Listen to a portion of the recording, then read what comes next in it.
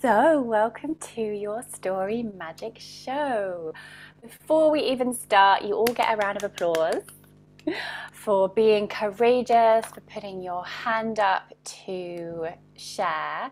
And I'm loving seeing the shares and the support and the comments that are happening inside our Facebook group.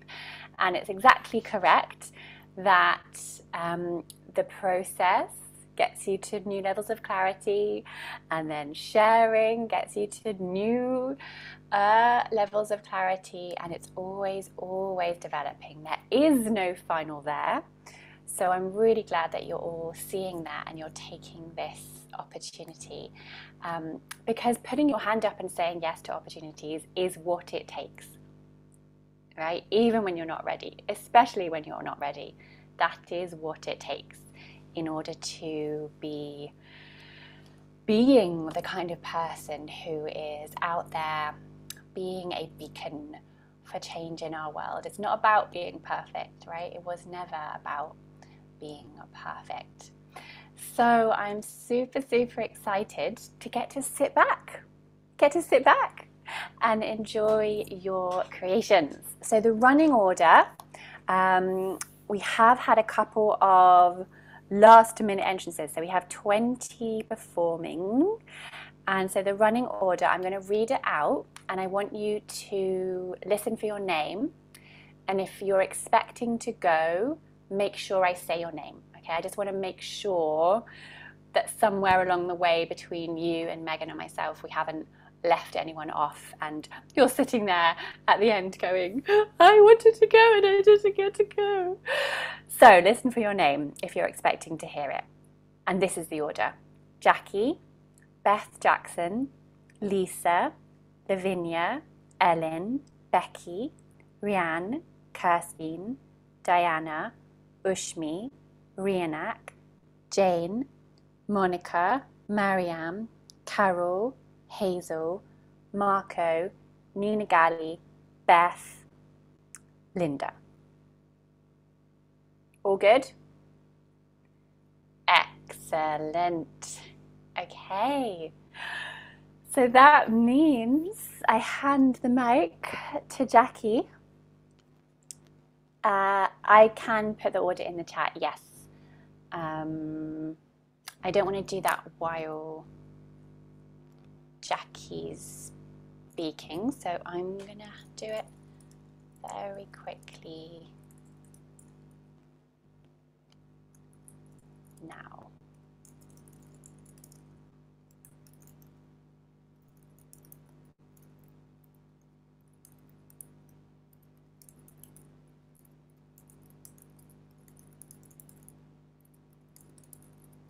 Oh, I meant Diana. And then we'll have a break, okay? So that's enough for now. Okay, Jackie, take it away.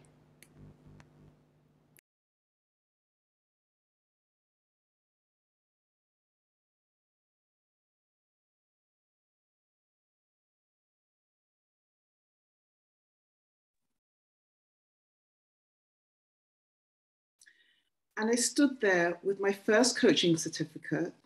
And then I picked up my difficult conversation certificate and I kept going. There was my spiritual business training. And wait, there's more. There's my 3 principles practitioner training. And I traveled to the States for my other training. And I kept going. I'm getting there. I know this is it.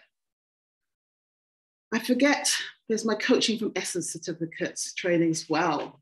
And then I'm stood there with 500 certificates. This is the one. Then I stopped. Jackie, why are you doing this? Why do you keep searching for more? More certificates, more training? And then I realized the real reason I'm doing all of this training and certificates is because deep down, I believe I'm not quite good enough yet for the bigness of my vision. It wasn't another certificate that I needed. it was love. It was seeing through the transient, thought-created stories and identity of I'm not good enough. The thing that was missing was a permission slip. You have everything you need. You are ready for the next level of leadership that you know you are capable of. How many of you does this resonate with? How many of you are stacking certificates, trainings, voluntary work, or your version of this? The next piece of paper you need is not a certificate. It's giving yourself permission to start. Permission to tell yourself, I'm ready, I'm good enough. I was chuffed with myself as one of the few girls in my class to get a B+, the highest mark in yesterday's maths homework.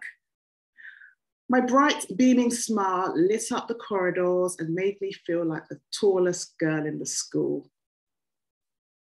I got B+ in maths today.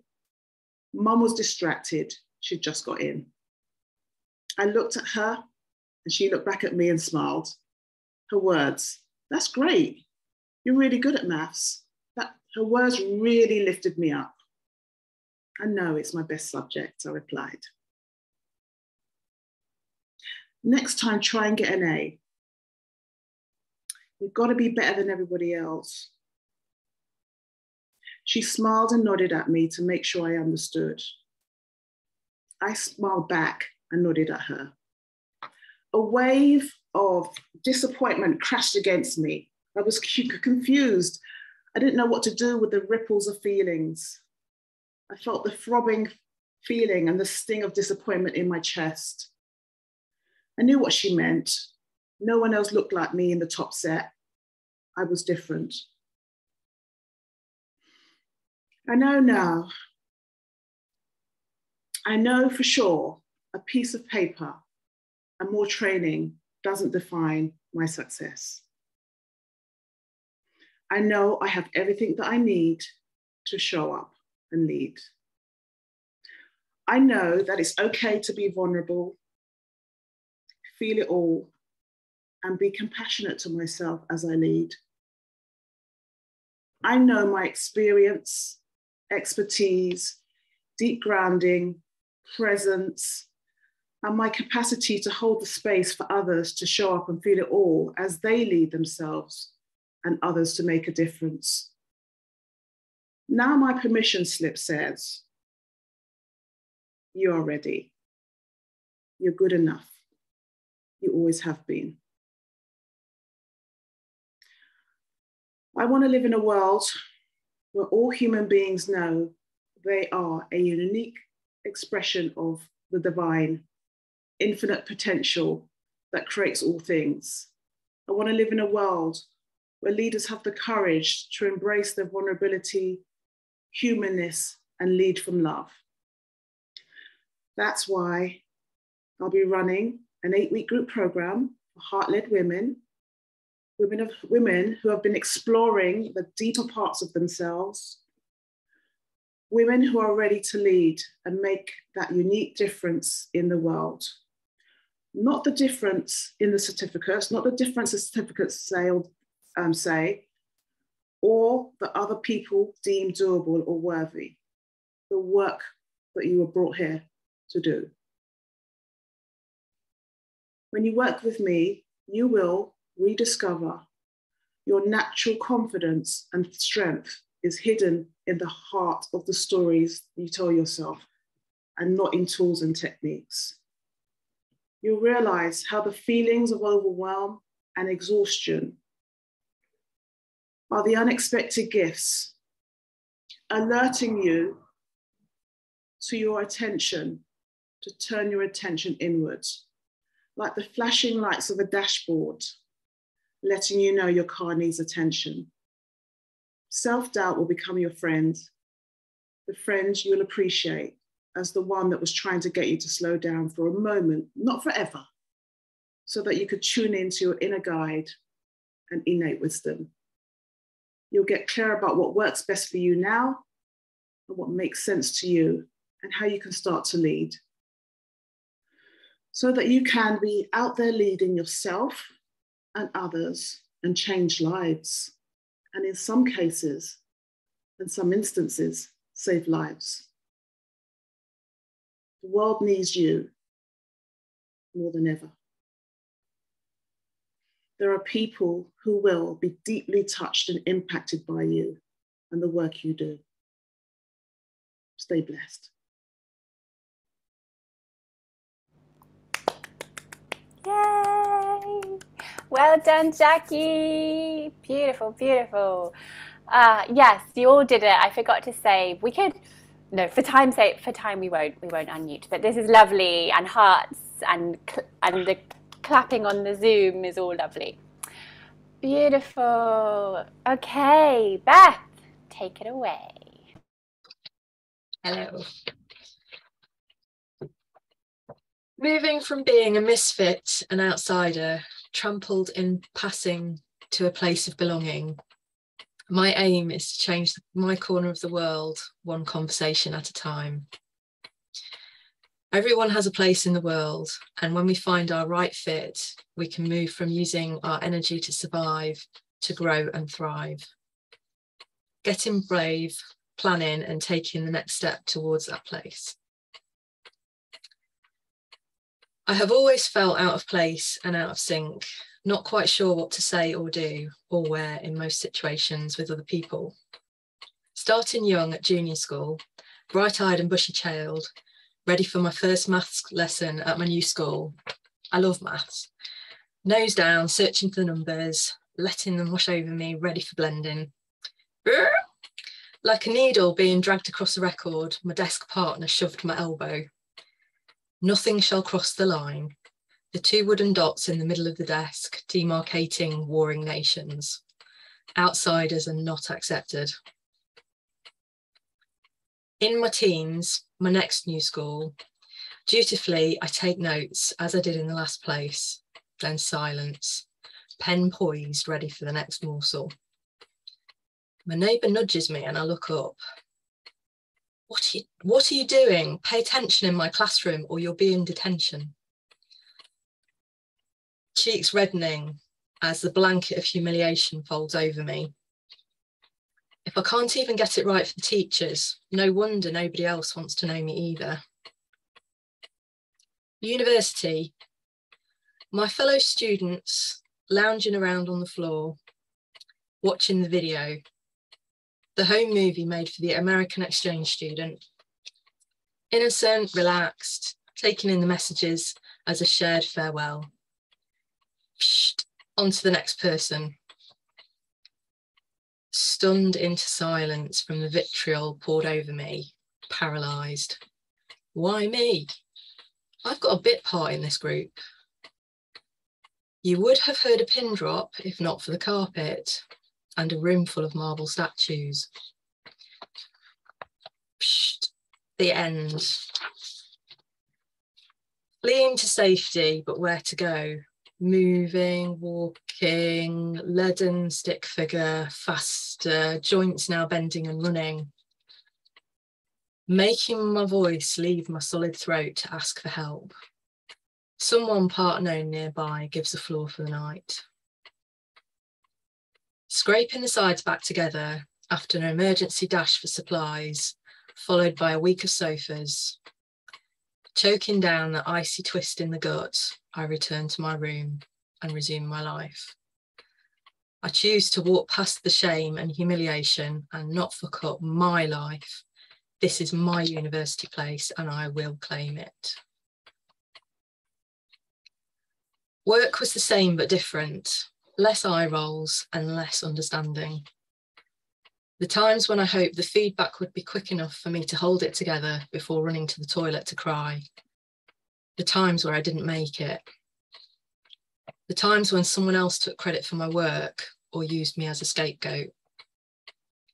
The one where my senior colleague said I needed to be taken off a job because a client had had enough of me, only for him to go off sick, taking him out of the chain of communication, allowing unfiltered truth. A client gave me a compliment. Realising that I couldn't fight this game because I can't see all the pieces. Staying silent, sucking it up because I didn't know how to respond. Staying still so as not to rock the boat. Dampening myself down, staying small and fizzling out. Sometimes life is hard to see what the next steps might be. After hitting a rock bottom point in my life, in the file called Last Resort, the memory comes. You need to do the mastery. It's an acting course. This was a throwaway remark from a straight-laced science type, and it seemed out of place, but it was said with such unswerving conviction that the message stuck like Velcro a decade later. In this place, lying on the floor, face prickled by carpet, smelling the dust, the memory surfaced. What have I got to lose? Standing on the stage in front of 20 strangers and not running away. Present yet not. Blood pounding my ears, on the edge of dizzy and vague, willing myself not to pass out. I stood there and did my bit. Dry mouth and sweaty palms, but done. Still standing there for the critique and feedback. What do you mean I've got to do it again? Through the snot and stinging eyes, I stepped up and got brave and took my turn each time it was offered. Hideous metamorphosis. Stepping past my edge, past a point where it's not possible to ever be the same again. I did it. These people saw me, the real, vulnerable, true me. They didn't set on fire, and I didn't die. Maybe, just maybe, it's okay to be me. I finally got brave and made the move from a bully boy shouts the strongest company to a more humane and holistic one. It took me a long time to accept that the culture of the company I had worked for 18 years had changed. It was a slow, stealthy change from a gravel track to battling uphill, knee-high in mud, and it took its toll on my health. From this new habitat, I found space to notice myself, my behaviours, patterns and habits, and from awareness comes the ability to change. Taking time to step out of myself, breathe, and shed the tension from my whole body, and doing this during the day, not just at close of laptop. Recovery is ahead. I choose my pace, intense or gentle. I choose the consequences of this choice. Things get done well and on time, and I'm not getting broken in the process. These changes are thanks to those who've helped me learn to respect myself. Friends, coaches, teachers, guides, role models, many and varied, unlocking different facets along the way. Stepping into my own heart and soul to let my body tell me when things are out of whack, where I need to hold a boundary, and where I need to make conscious choices. I can only be me. I don't think I was trying to be somebody else, but I also wasn't standing firmly in my own feet, like the translucent becoming technical or solid. It's really hard to see where you're going if you can't see where you are. Like a game of Dungeons and Dragons, life is an exploration, the art of wandering the path, surviving the monsters and reaching the treasure. Occasionally along the way, there are locked doors, the way to new rooms or whole new dimensions. Sometimes the doors are hidden. Sometimes we need a clue as to the nature of the lock. I've walked the dark places, befriending my monsters, unlocking the doors and finally reaching the daylight. If you need support to find or read your map, I can help with that, organising and planning your next steps forward. I'm an engineer by background with many hobbies, including music, Reiki, photography, and many, many crafts. I specialise in problem solving in all aspects of my life, from working out how to get the next factory train on wheels approved for operation, to planning how to eat well in a week with crazy schedule. What's the next problem for you? Please give me a call. I would love to work with you to identify the jigsaw pieces of your life and help you make the picture you want. Beautiful. Well done. Well done. Thank you. All right, Lisa.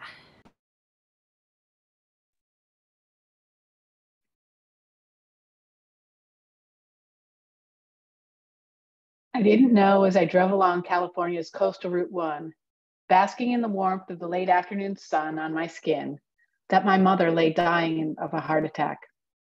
I didn't know as the light danced and played and sparkled on every wave as far as the eye could see. I didn't know when the wildflowers on the cliffside shone as if God had aimed a particular spotlight on them.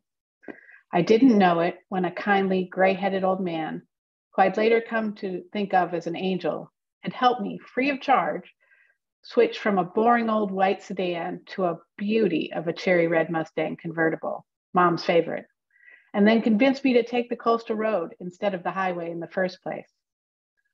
By the time I arrived at my hotel and talked to my father, they were at the hospital.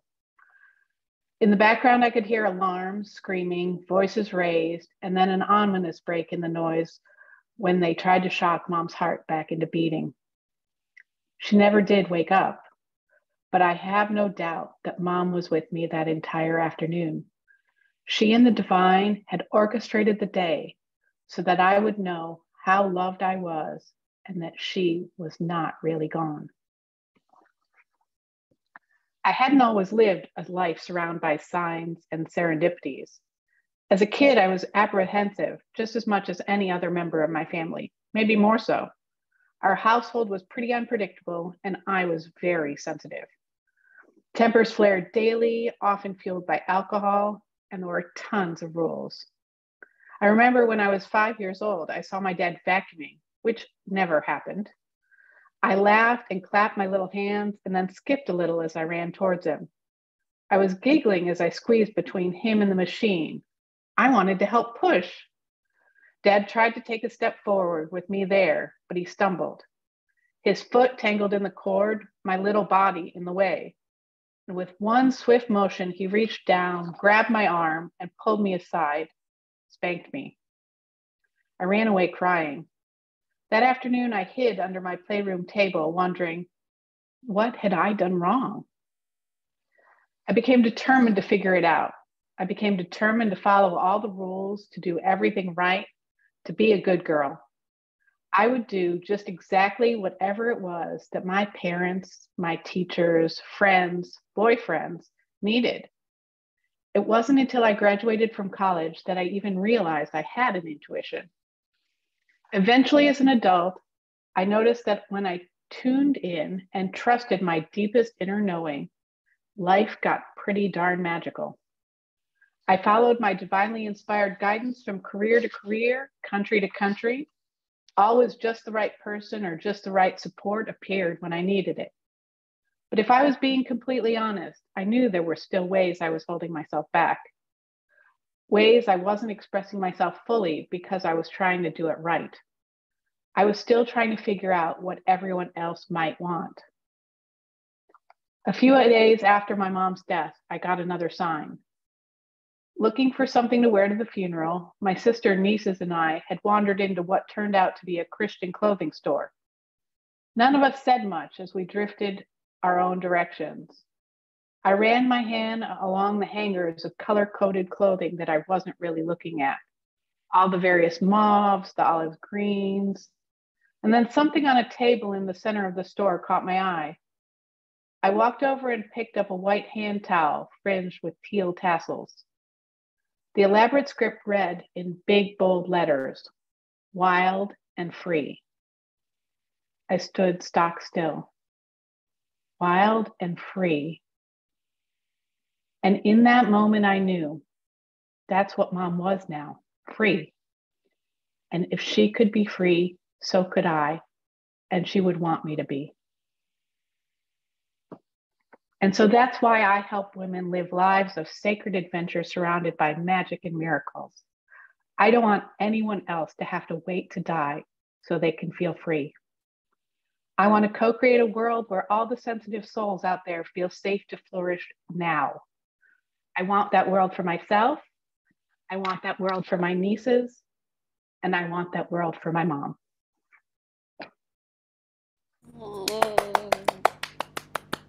So good.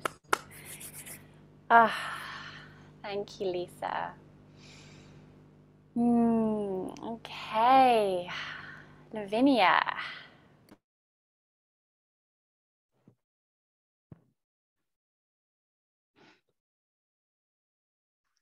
Did you know that we all can thrive through a living and not surviving? Did you know that we all hold a magic lamp and a genius at our service? Did you know that we all have a gem awaiting to be carved and polished into a beautiful diamond? My work is to awaken your genius, to reveal the diamond within. Let me guide you through this journey. Imagine a world where each one of us can hold proudly our magic lamp with our own genius inside, waiting to be released, like just a warm rub, and here she comes. Your genius is your feminine power. We were all born with, but we along the way, we have forgotten. Let me guide you through. I invite you to close your eyes. Give a warm, loving rub to your jasmine lamp. Feel it. Hear the genius awakening. Shh. See how bubbly she is, how joyful, glowing bright, playful, creative she is, showing you the way to a bigger, brighter, inspiring, insightful, loving and caring, vastness of possibilities that you could ever imagine. Stay tuned, stay there to that energy. Can you feel it? As a kid, the only thing we heard was don'ts. Don't touch that, it will break. No, you can't, you'll get hurt. No, don't. And it goes on. We had no choice as a kid. We have been imposed rules, drifted with time, under loads of life regulations. Only some have broken these rules and had a chance to change the course of their lives. But no one came out without a huge toll. Does that ring a bell? I walked that quest of life searching from the outside. More than 20 years at corporate level, in this world of machos, fairness, boldness, power, I allowed myself to be crushed by the tidal wave. Ouch, that hurts. I kept trying to swim to the shores. I reached there, bruised, tired, striving. A feeling of anger and emptiness, despair showered me. I felt crushed by the heavy loads I was carrying, but it hit even harder when I realized I had allowed it all. How did I hang on to this world for so long? Well, by being in it, adapting, coping, hurting, yet by being bold, dominant, goal-oriented, assertive, powerful, and accomplished, just like it was taming me to be. Was it wrong? Certainly not. But it was my way of surviving, and I thought it was the only way. I didn't know then there was another way. So to be accomplished, I kept me leveling up with what I perceived was important.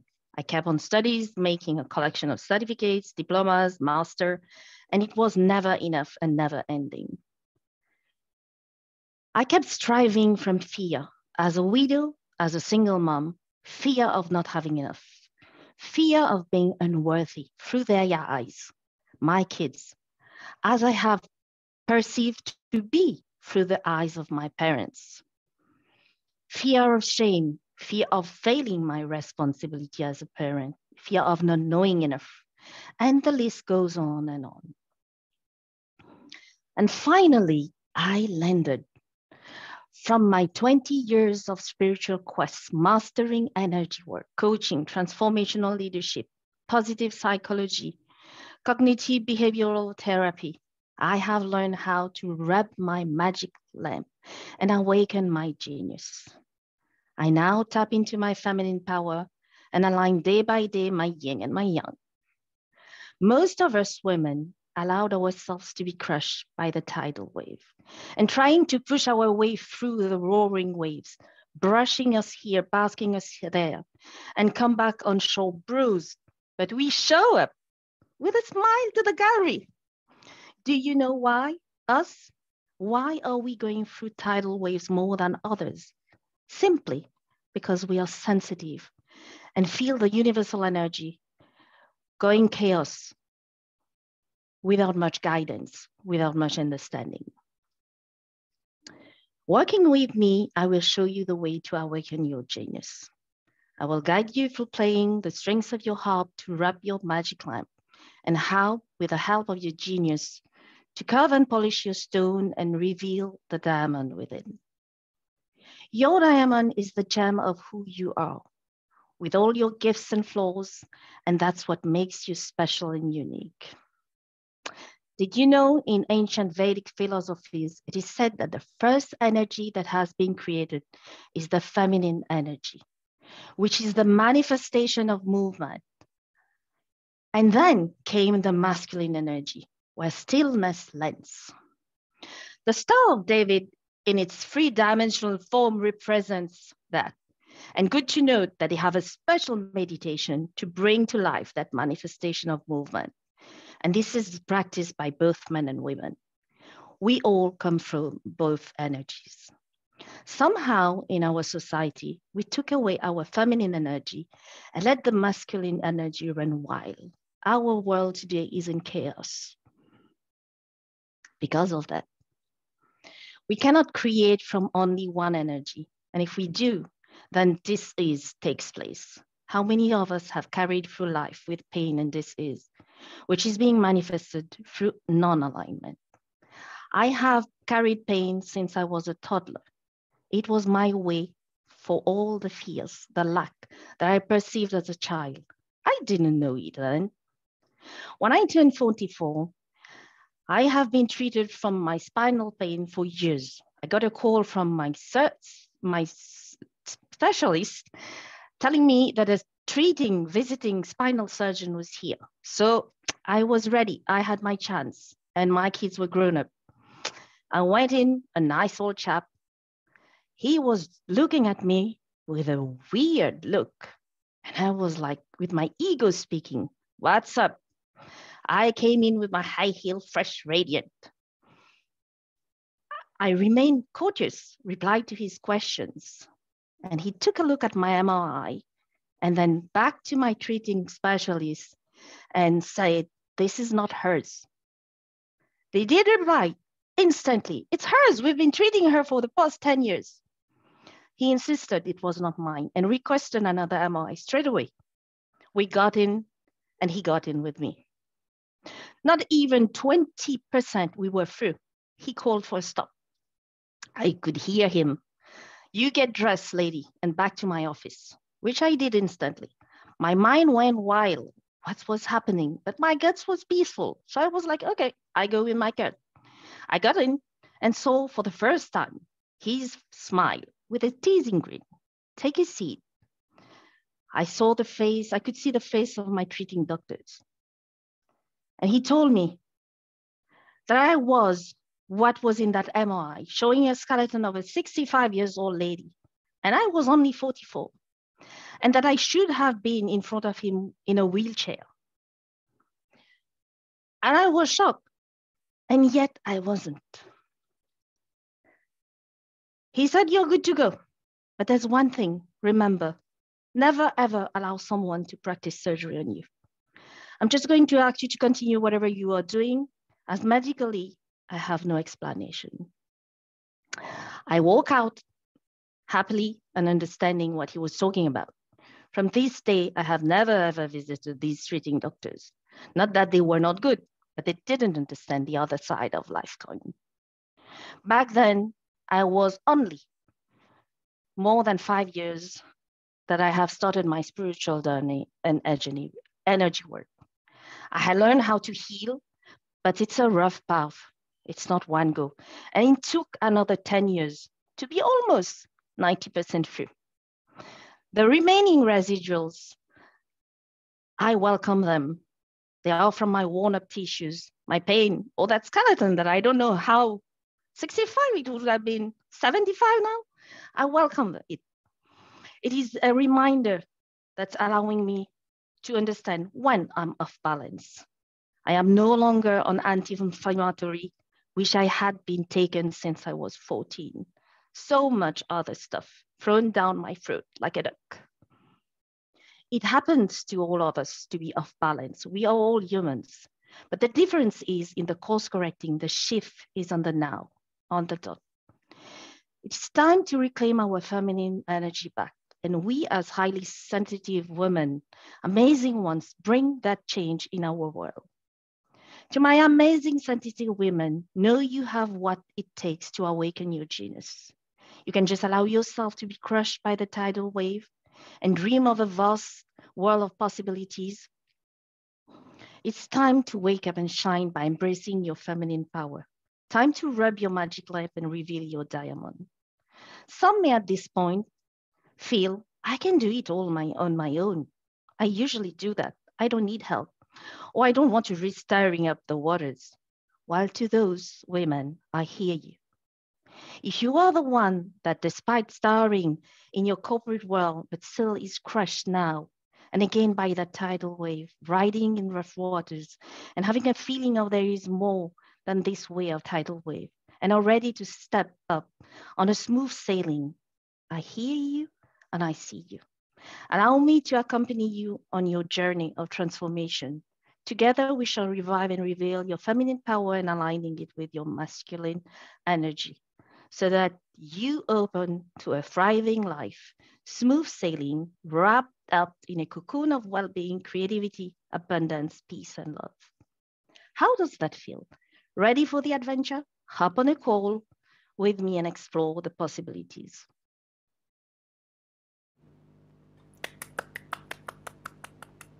Well done, Lavinia. Alrighty, so just a reminder of the timings that we asked you to stay under 9 minutes. So it's between 5 and 9 minutes, otherwise we will be here till midnight. Okay, so Ellen, next.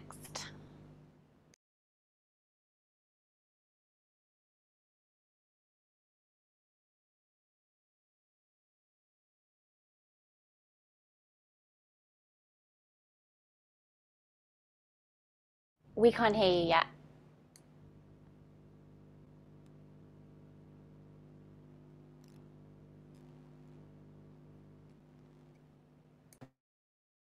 I was such an easy child, my mother said. Such a nice and helpful girl, clever and good little girl, doing everything everyone expected of me. My mother needed me to fill out where she did not love herself. And so I did, twisting and flexing who I was to fit in with her needs and expectations. And I continued to play that out with everyone I met until I fell apart again and again, my body saying, stop. Are you too suffering from this good girl syndrome? And are you too longing to express yourself more freely as you? And did you ever wonder why you're always so low in energy? Why you often feel stressed and confused, or why your body is always screaming while the doctors cannot find a cure to your mystical illness? Are you longing to come out of hiding? Because that is where your energy is hiding. Copenhagen, Denmark, 2003. Leaning into my future roomie's back on the motorbike as it squeezes its way between buses and cars in the heavy traffic, speeding up in every pocket of space, I try to relax and lean with him into the curves between the cars. I'm not the type who loves speed or crazy rides, but today I laugh out loud at the top of my lungs. And if I wasn't holding on so tightly, I would scream at the top of my lungs, I'm alive! I have just had the craziest day, taking the bus from Oslo to arrive in Copenhagen just in time for an interview at a theatre school. She and I agree, I am ready. Half a year's studies of theatre and creativity with a generous dash of self-development and spirituality, whatever that is. I am so ready for this new phase in my life, this adventure, for breaking up with my academic past and taking my burnout into my own hands, knowing, having experienced these last 6 months, how every time I get close to the buildings of the university college, in order to resume my job as a successful, important, promising young lecturer, my heart starts bouncing in my chest. My hands sweat and I feel drained of energy and dizzy, my legs wanting to run the other way, and they do. Having experienced simultaneously that doing 12 hours straight of experimentative theatre just boosts every cell in my body with energy and joy and aliveness. Still, it really takes my inner knowing and my inner determination to hold my skeptic mind at bay, because this is so far out from the life I'm used to, so far from the role I have had, so far from the identity I have been carving out for myself in my academic career. It's a big leap. While everything I loved in my old life has been falling down, my house, my job, my most important relationships, my therapist, and I'm unable to find a new place to live, everything this day in this town is right. I find a new apartment in split seconds and just catch my bus back to Oslo after an exhilarating motorcycle ride through this bubbling, life-full city. My future home.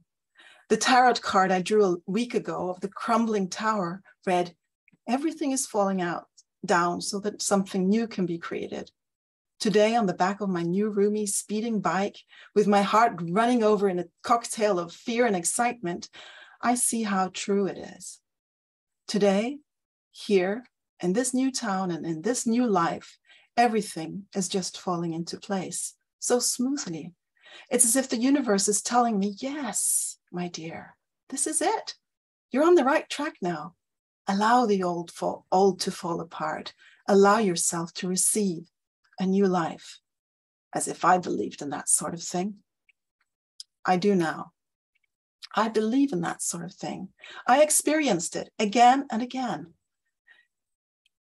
Because imagine a world where everyone is expressing their deep and unique creativity freely without holding back, with a deep feeling of speaking and acting their truth, connected to a deep source of wisdom and force within. Imagine that together we co-create a world from that inner source of life that is naturally flowing in and through every single one of us. A world where there's no need for comparison or protection, no need for fighting or power, or even for packaging a profile to be sold in order to be loved. That is what I want. And that is what I wish for you. That you know that you are loved. You are seen just the way you are. That your longing to create is real, and that you are a creative deep inside, that you're creating all the time. And you not only can, but you must create, express, manifest what you long for, what you came here to create. Your way of coloring the world is needed. It's your road to energy.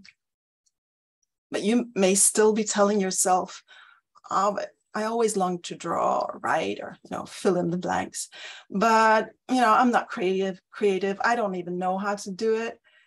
And you might still be saying, well, my way of being creative, that's not good enough. I'm not talented. I can't do it, so I don't. But I did love it as a child. And by the way, I never stopped longing for it. Creativity is not what you think. You don't need to be an artist or a writer or a talented singer to be creative. What you're feeling inside, that longing to express yourself, is just what the world needs. Your secret longing to give your gifts to the world is real. It is possible to unleash your unique creativity and to bring your energy, your sense of purpose and meaning back into your life, your joy, your inner fire. You not only can do it, you must because the world needs the unique gifts you give. I know how it's like to hold back your life force, to keep that inner tiger kept locked up in its cage out of fear it would be let out and be too powerful, or maybe too colorful, too fierce, too roaringly noisy, or too gently purring out of joy. Out of fear, it should run around and disturb everybody else, taking up far more space and get far more attention. I did that for years, again and again, until my body stopped me again and again. Even after having actively chosen the roar of the tiger that time, beckoning and calling me to my lifelong journey of searching for the source of creativity and life within me, I kept returning to my busy, pleasing life. I got a family, and while tending to small kids at home with my very busy husband working out of the house, I got an exciting, important new job as a project manager and was just taking my exam as a psychotherapist. But then life handed me a very silent red card. A small bash in the head resulted in 3 years on the sofa, in stillness and silence for 3 years. Silent, slow walks through the woods. No reading, no computer, nothing. Not even my children more than 10 minutes at a time. As I was coming out of the concussion, just seeing the light at the end of the tunnel, I was just planning to take a little detour back into an important job as an academic before I would start my real business and do what I was here for. A week later, I found a lump in my breast. It was cancer. Then I understood. And when I was well again, I did not postpone. That's why I started my business. That's why I do what I do. I help women yearning to take the leap from good girl to fully expressed, powerful change maker. It takes a leap across liminal space. And I have many times felt myself standing there, free floating space between the two, in space between the two. On one side, a male, stringent, always doing the right thing part of me, beckoning me to be sensible and come back to safe ground, to the neatly cut grass and the safe little boxes, earning money so I can feed and save my family. And on the other side, my longing, a frail orange butterfly with vulnerable wings, flying from flower to flower, spreading magic dust and colors into the world. I feel trapped, confused. If I choose the one, my family will suffer. I will lose my house, my husband, my foundations. If I choose the other, I kill my soul. I kill the longing of my soul. Then, sensing the deep roar coming from the depth, saying, you must choose, but it is not an either or, it is both. Unleash me and find the balance between the two. Let your fire burn. Let your wild colors flow, and it will give you the foundations you need for your abundant life. Allow your inner wild woman to lean towards that motorcycle driver, whispering into his ear where to go. Every time you compromise your creative energy, you die a little. Don't ignore the call of the tiger, but you don't need the red card. That's why I help you across that gap. I do it through creating safe spaces to explore your inner longing and the creative process, gently igniting the life force and power inherent in women like you, women who are longing to be creative change makers, but who think they can't. But they can, you can. My unique background as a psychotherapist, social anthropologist, and creativity coach, and with my unique blend of shamanic energy medicine, coaching, family constellations, and art and nature therapy, and my personal experience, not least, as an eternal traveler on your same path.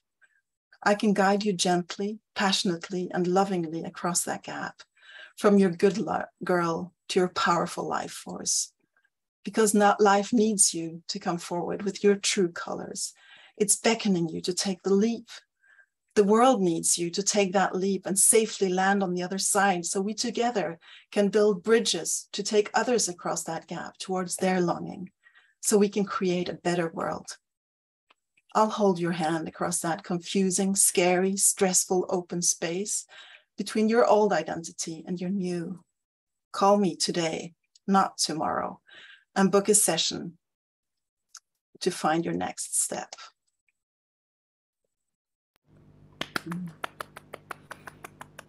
So good. Congratulations, Ellen. Congratulations. Okay, Becky, where's Becky? There you are. I am going to trust you to be the first person to do it in the time frame. No problem. Imagine a world where those who feel it all are lifted up rather than ground down. Imagine a world where the injustices are healed because those who cannot stand to live with them feel able to act on them without losing the very thing that keeps them going: their joy, their contentment, and their hope. The cold, salty air hits my face as we walk along the cliff face, bracing against the wind. I look out and see a vast expanse of sand and sea ahead of us. I take a deep breath. This is going to be excellent. This is everything I've been waiting for. And then the tears fall. Slowly at first, then great shuddering gulps. And my wife looks at me confused, concerned. I can't explain. And then a harsh voice in my head says, "What on earth have you got to be unhappy about? This is everything you wanted. You should be happy." I cast my mind back a week. I'm sat in the car outside the hospital, just praying for a calm weekend of shifts. And a familiar number flashes up on the dashboard. It's work. This isn't going to be good news.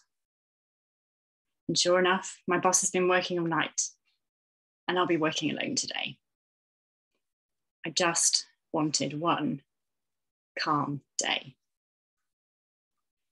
So I make my way in, feet heavy as lead, like I'm walking the plank. And I take one look at the operating theatre list and know I won't be getting any lunch today. And as the list runs over in the evening, I won't be getting any dinner either, as I rush to take over from a colleague.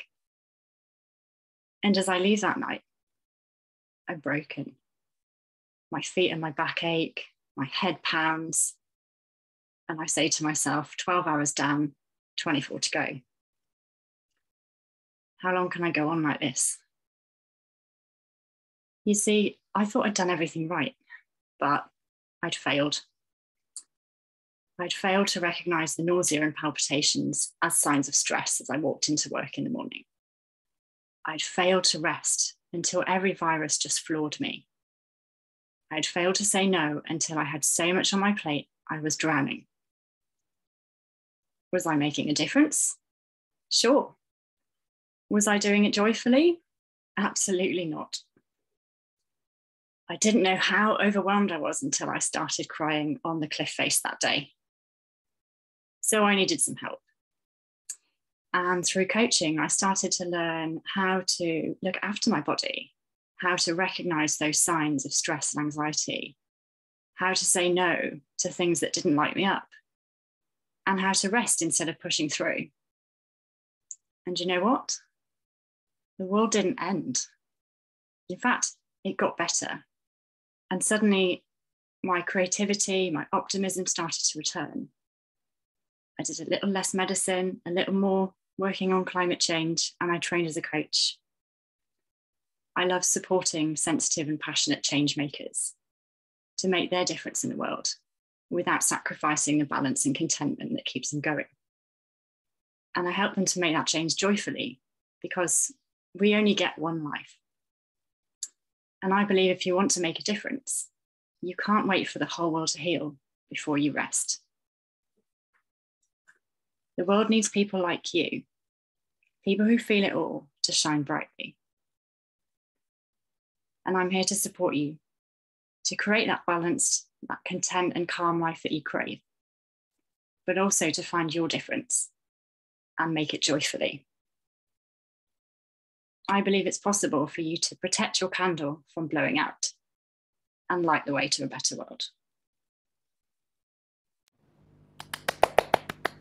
Yay, so good, Becky, well done.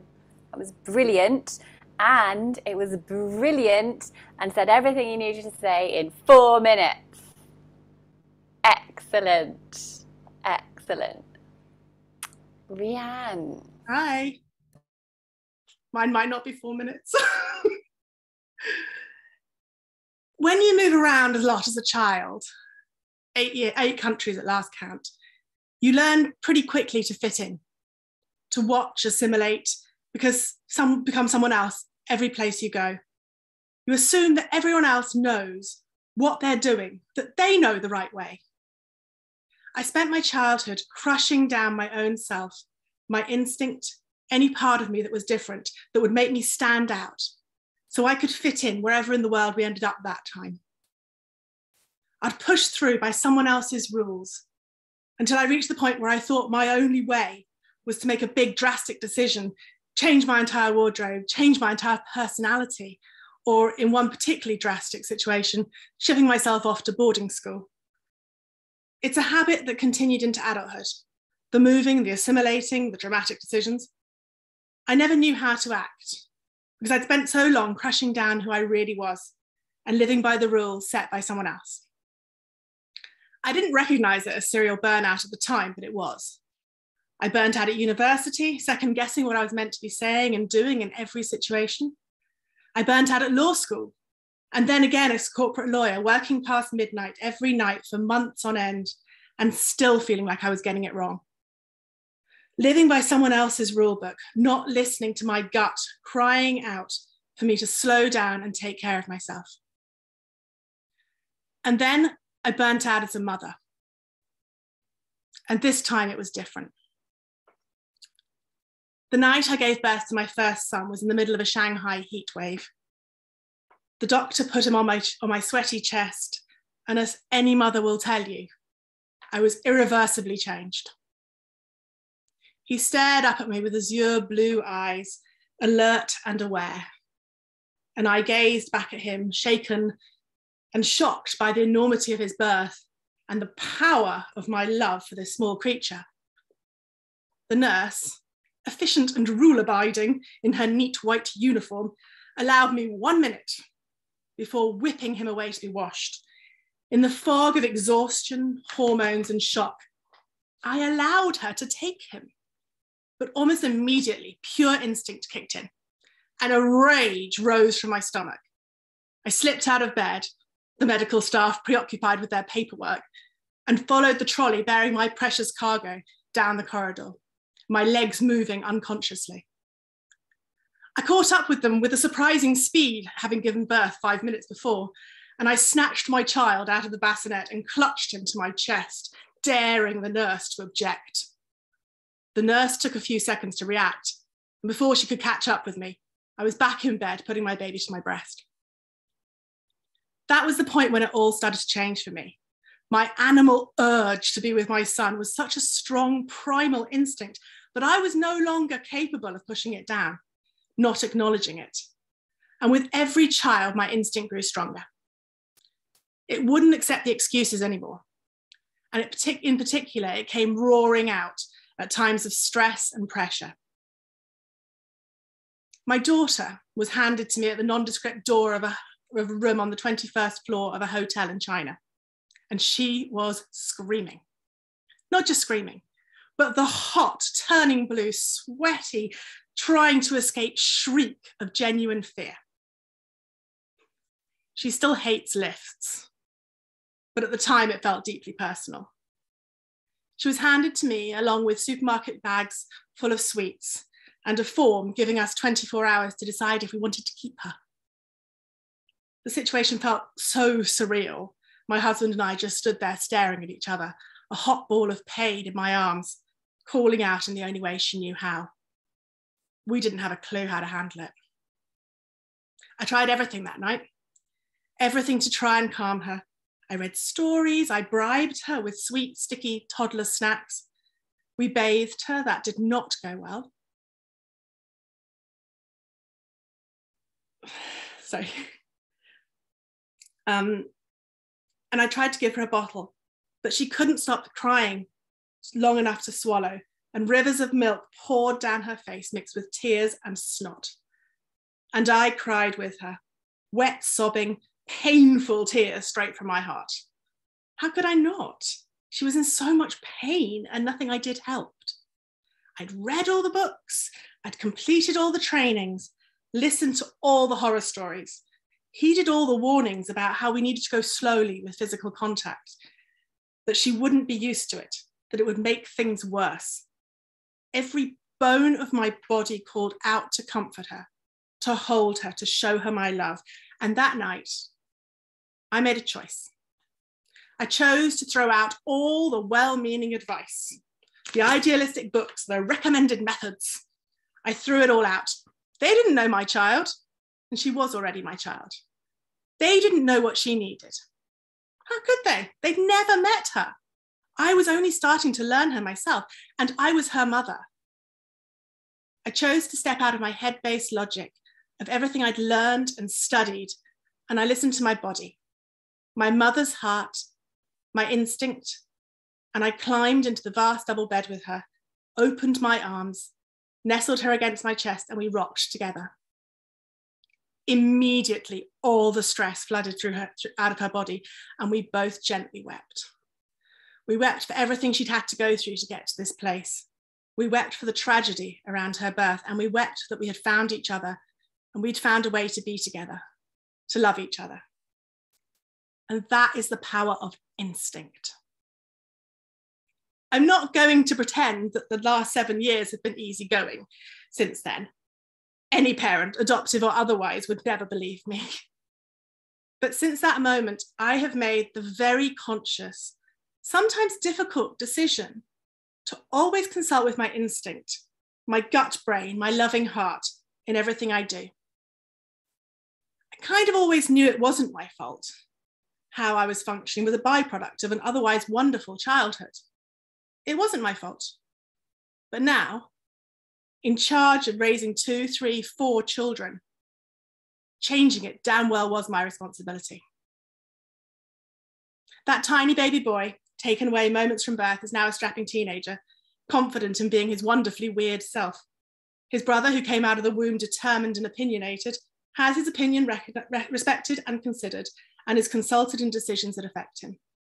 That shrieking baby is a sporty tween who will always have her challenges, but she has words to name what she feels. She knows she can talk about anything and everything, and she does. And their little sister is a ball of love and cuddles with a healthy independent streak that she is allowed to explore. And that is what is right for my kids. And you know what is right for your kids. You might need some support accessing it, putting it into words, into action, and trusting yourself to know, but you know your child better than any expert who has never met them. And I will never claim to be anything approaching perfect, because truly there is no such thing. But I do know that every time I've chosen logic over instinct is when it's all go wrong. When we can hear our own inner voice, our instinct, our gut, we hear what we needed as a child, and within that we can hear what our own children need. So many of us are blocked from hearing our voice by our own childhood experiences. I dream of a world where every child grows up in an environment where their parents are able to access their loving instincts and allow their children to feel that love and bask in it. Where parents who are struggling with the stress of their families, external expectations, or with their own stuff that they're carrying from childhood, can reach out and find themselves held, empathized with, understood, and not judged or punished. I dream of a world where we don't pass on our own insecurities and pain to our children, because we can trust ourselves. We can hear our own child voice and what we needed, and we can make a choice to treat our children differently. Doesn't that sound wonderful? That's a world I want to be part of. And that's the world I'm playing my part in creating. And that's why I work with parents to help them to access and trust their instincts to create loving, peaceful family environments. Absolutely wonderful. Well done. Well done, Rianne. Kirstine, over to you. Thank you. I dream of a world where wounded healers are able to find a way through the barriers that hold them back from their sole purpose. 7 years old in class, a different teacher to our regular one. We are given a sheet of paper and asked to draw what we want to be when we grow up. I draw a house with neatly drawn square windows and a chimney, roses around the door, and a cat peeking through the curtains. I've often wondered what this house represented for my 7-year-old self. Was it being a parent? Was it someone else's home I was working in? My brother says I drew retirement, which adult me thinks is a fine thing to be drawing. But this 7-year-old me, looking around the classroom, seeing all the careers being drawn, the nurses, the bus drivers, the football players, the zookeepers, in that moment, it hits me. What's wrong with me? Why can't I be like them? And this drive to find the thing that I want to do with my life was created.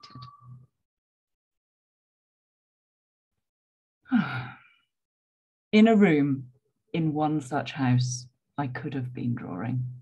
A memory returns to me. Furniture marked out a clear barrier from the adults in the room, playing with my sister under the shop's table. Disagreements ensued, disrupting the discussion over curtain fabric the adults were having. A story I had heard many times from my mother's perspective over the years. And yet it was a story I was totally disconnected from in my own body.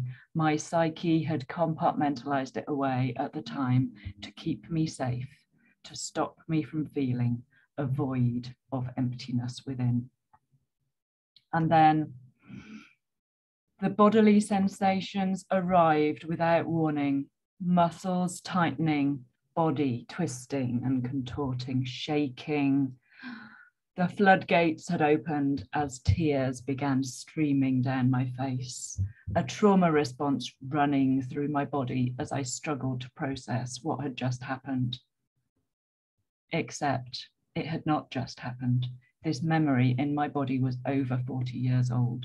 My mother, doing her absolute best with 2 young children and the tools she had at the time, had finally carried out her threat of hitting me with the wooden hairbrush she stored in her handbag whenever we went out. Here, in this chaos-free room, with familiar people around me processing their own stories, my body had reached a place where it felt safe enough to reveal this wound of belonging. A chasm, a rift in the continuum, and a belief that play is not safe.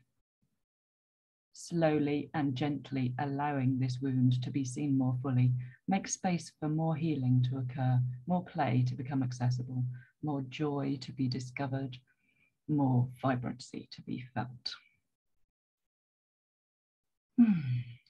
And to close this story, is this the work I should be doing in the world? Or is it my path towards healing? I asked. Why not both? Was the reply. And in that moment, I knew the route to finding my work in the world came with anxiety, a pushing, driving sensation in my body. And my path towards healing came with ease and flow. Observing this pushing sensation coming up now it had been identified, I could see it everywhere. And in observing it, naming it, the driving anxiety began to fade. My 7-year-old self has been seen, noticed, and reassured that there is absolutely nothing wrong with them. They were designed to have a different path through life. Everything is utterly as it should be.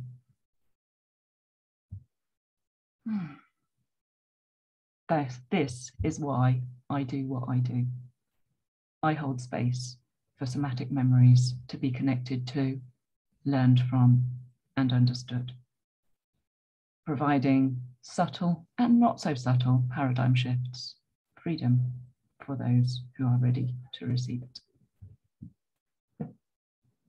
Oh, absolutely beautiful. Really moving to hear. Thank you, Kirsty. Diana. Where's Diana? Where is Diana? She put a message in the chat to say that she can't make it. Oh, okay. Then, Ushmi.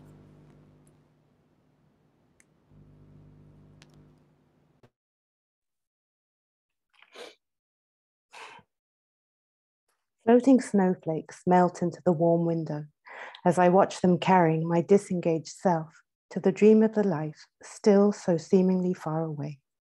A dream that I can only catch in stolen moments like these, a necessary pause in the monotonous day of the corporate world bunny I seem to have become. I'm going to share my words with the world one day, I secretly tell a colleague in a Skype chat, hoping that my manager who sits opposite me doesn't sense the feeling of deceit I hold in not keeping all my Skype communication work-related. My colleague writes back immediately. It seems she's as disconnected from her work as I am. And the world will be lucky to read what you have to say, she writes. I smile, I thank her, and we both go back to our tasks at hand, me slightly floatingly. Little did I know that that moment of disconnect would plant a flower in the garden of my dreams, which would bloom 6 years later. Now, well into my journey as an online transformational coach, the message I wanted to share with the world had become clearer. And although I could facilitate this sharing in part with my clients, I silently knew there was a bigger stage beckoning. And this stage, it seems, finally wanted to make itself known as the book I had dreamed of those years ago. But who are you to put together a book? You're two out there. They're not going to understand you. I challenged myself, finding no sufficient rebuttal to the part of me that didn't want this. She was right. Weren't books the things of those who had mastery, money, and time?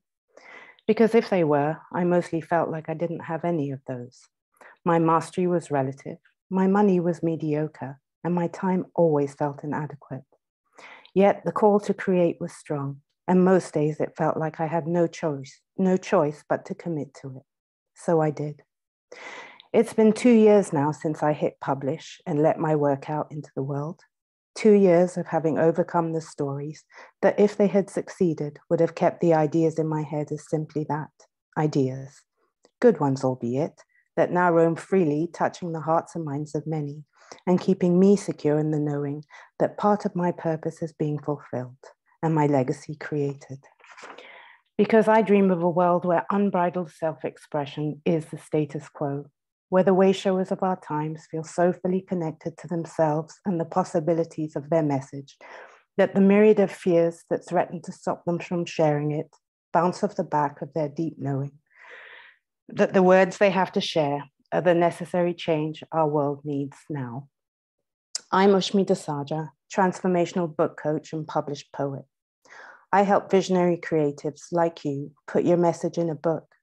So while your book radiates its essence out into the world, you can go back to creating the change you are here to. If this feels like something you want, even secretly, schedule your book breakthrough call here, where we'll discuss how to make your book dreams a reality for you now.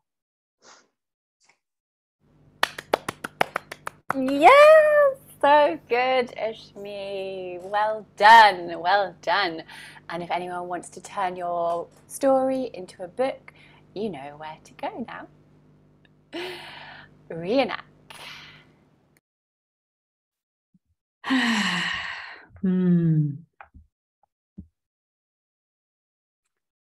4 years old, sitting at the dinner table, tears streaming down my hot, red, crumpled face. Mean words cut through me, crybaby.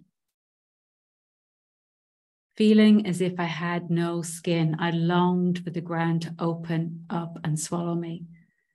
How could I disappear, become invisible?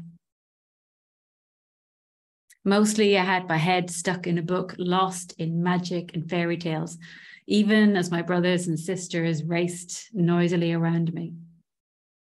I never joined any groups outside of school. People were too scary.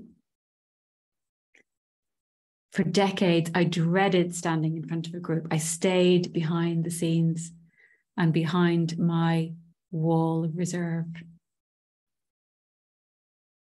4 decades later, my mouth was dry, my pulse raced, my stomach lurched. Why am I doing this? Deep breath. I stepped in front of the audience in a bright sunlit workshop room and began to speak. The poem I was about to recite was one I'd had huge resistance to. My inner nudges kept pushing me and I pushed right back. Not that one. It felt like a beautiful coat that didn't fit. It was made for someone else, not for me. Someone tall, larger than life, sensual. I was small, shy, cerebral. I stretched awkwardly into it. I noticed my body come alive, my hips swayed, my arms extended, my head held high, my voice deepened. I saw the audience mirror me, their eyes light up, their smiles widening. Their bodies swayed with mine as I stretched into new language. So now you understand just why my head's not bowed. I don't shout or jump about or have to talk real loud. When you see me passing, it ought to make you proud because I'm a woman, phenomenal woman. That's me. Weeks later, I stepped into a hot, sticky room in front of 5 people. Maya Angelou's poem worked its magic. I aced the interview and claimed my space finally, my first CEO role. For someone who never felt like a leader, I transformed that organization, leading a team of 100, implementing my vision to generate $1 million in revenue and impact tens of thousands of lives. It took me years to figure out how to get the right support and step into visibility in ways that worked for me. For a long time, I thought it was just me.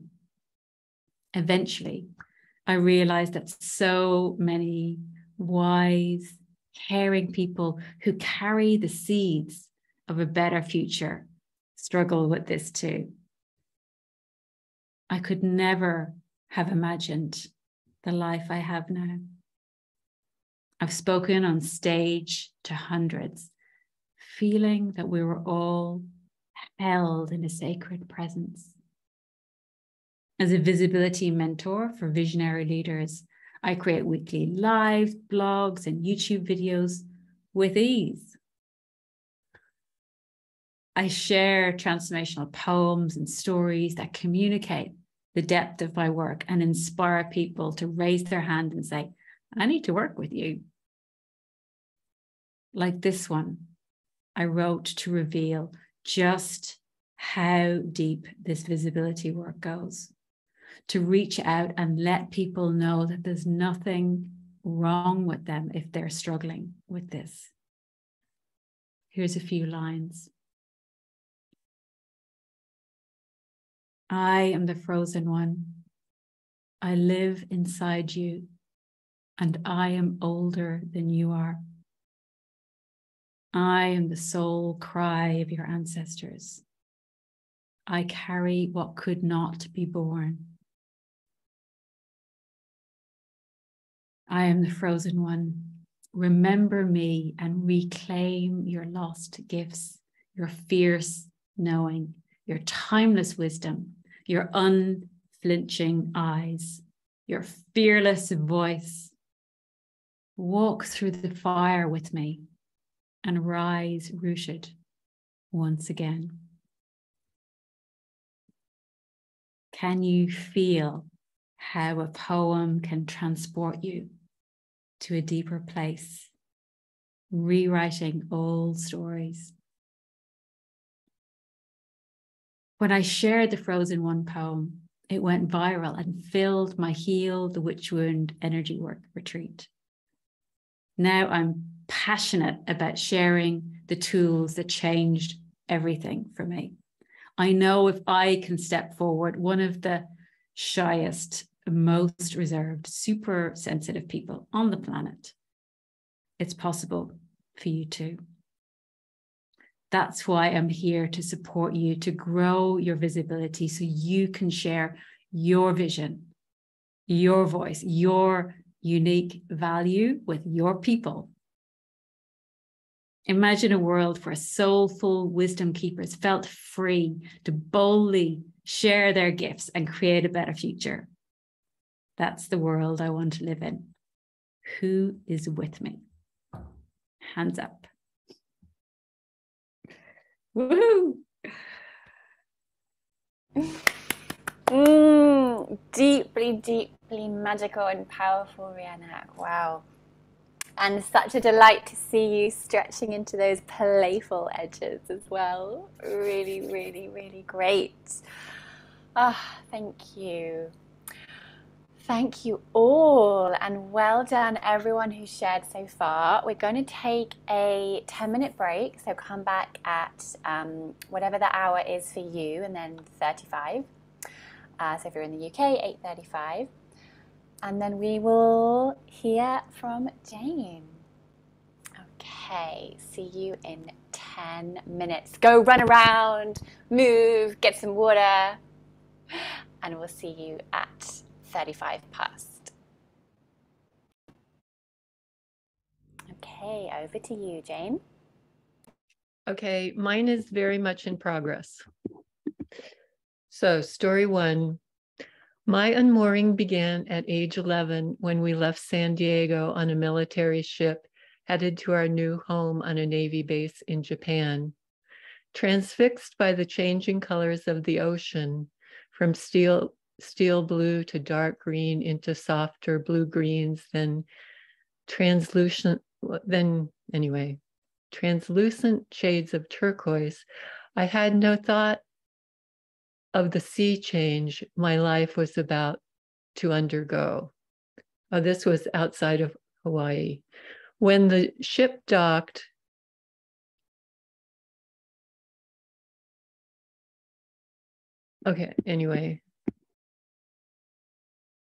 when the ship docked, my two brothers and I nearly ran off the ship, hardly noticing the white fragrant leis we were given on debarking, so eager to get to Waikiki Beach. We spent a delightful morning, sun-filled morning, swimming and body surfing in the salty waves before breaking for lunch.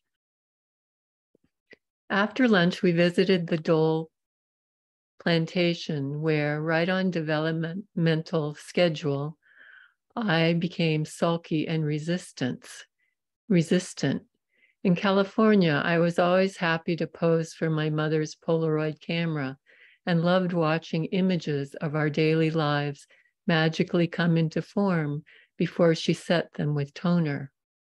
I don't know if I was unconsciously tuning into the history of the place, to the military coup and dispossession of the natives, or if I was resisting the whole civilizing process that I was about to embark upon as a pre-adolescent American girl, or if I thought the pineapple backdrop was just stupid and touristy. Whatever the reason, when my family lined up for a photograph, I calmly asserted, "I don't want to be in the picture." My father growled, "Oh, Janie, in that withering tone I came to know well. Get in the picture. In that moment, my breathing became shallow, my will eroded, and my body stiffened. I stood up straight and did as I was commanded. I didn't think I had a choice. I had always been a happy, adaptable girl, and my nature was harmonious. And I didn't even consider tangling with my golden warrior father. Not wanting to make waves, I stuffed my feelings, joined my assembled family members, and managed a wan smile for the camera. So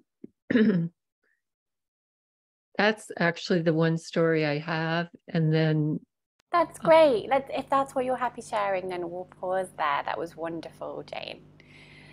Thank you. Do you want to say just a short piece of vision and what you do, or are you happy with that? Okay, well, no, I wanted to say that there's a piece of going back to Japan and becoming a writer and finding my voice that way.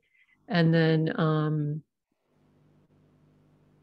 I say that I help baby boom women look back at their rich and varied lives, clarify their purpose so that they can live fully, standing in their own natural authority, and bestow the legacies they came to give. Thank you, Jane. Well done. Well done. Okay, Monica. Trouble in paradise. What was wrong with me? Why couldn't I just be happy? I was living the dream after all. I should have been ecstatic, and all I wanted to do was run away. I sat in the dark room by myself, a silent scream welling up inside me. When would it be my time? Here I was, a 42-year-old grown woman, and every movement of my life was dictated by how someone else wanted me to be. My parents, my husband, my in-laws, my friends, and even my children. Fortunately, we didn't have a dog. No, I didn't need another gorgeous outfit, fancy dinner, or luxury holiday. That wasn't going to cut it when my soul is aching for itself. The black hole around which everything revolves. I'm a stay-at-home mother of 2 kids and wife to a successful entrepreneur. It's the most work I've ever done with the least glory. We divide and conquer. He goes out to the office while I keep the house in order. I suspect there's more rest and peace there. The little ones are often up when the clock still says 4 something, and I don't stop until they're tucked in for the night, passing out on the sofa as soon as the telly comes on. Parenting is a 24/7 job with no days off, and it doesn't matter one bit if you're not up to it. No rest for the wicked, as they say. People ask me what I do all day because I don't have a proper job. Yummy mummy, they say.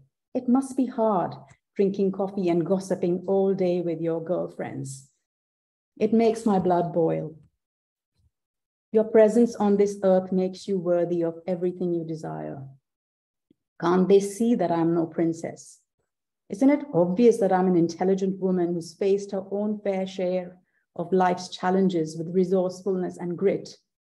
I've showed up and shape-shifted time and again to turn tough situations around.